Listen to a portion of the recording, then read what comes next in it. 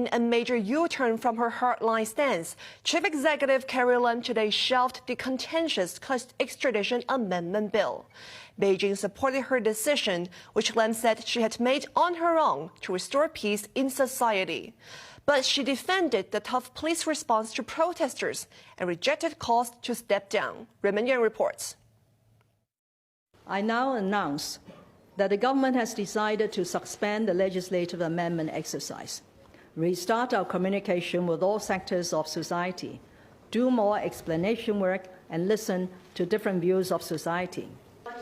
Hit by a tide of opposition, Hong Kong's usually combative chief executive backed down this afternoon and shelved the controversial extradition amendment bill until the public and other stakeholders are properly consulted.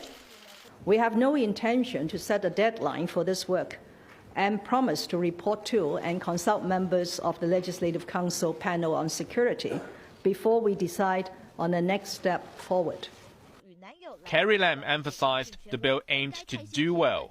One objective was to extradite a murder suspect to Taiwan before he's due to walk free from jail in October.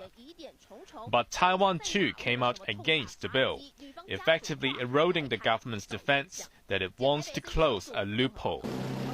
In consideration of the overt and clear expression by Taiwan repeatedly that it would not accede to the suggested arrangement of the Hong Kong Special Administrative Region government in the transfer of the concerned suspect, the original urgency to pass the bill in this legislative year is perhaps no longer there.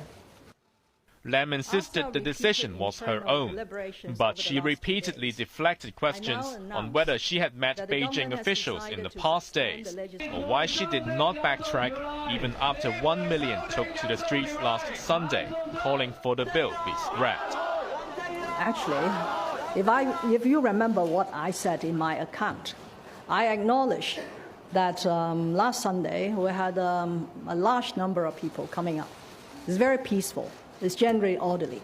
But it is on Wednesday that sort of polarization views in society relating to this bill has given rise to violence, very serious confrontations, people being hurt, police on the ground sort of being forced to take some of those measures. That's why I come to the view, I told myself, that I need to do something. Lam also defended the police's use of force and stuck to her guns in calling Wednesday's violent protests a riot. And have you looked at the bricks? Large numbers of bricks throwing at the police. She brushed aside questions if she would step down, only saying she was proud to be a career civil servant and there's still plenty of work for her administration to go through. Beijing came out in support of Lam's decision. Xinhua News Agency said the central government also expressed its respect and understanding.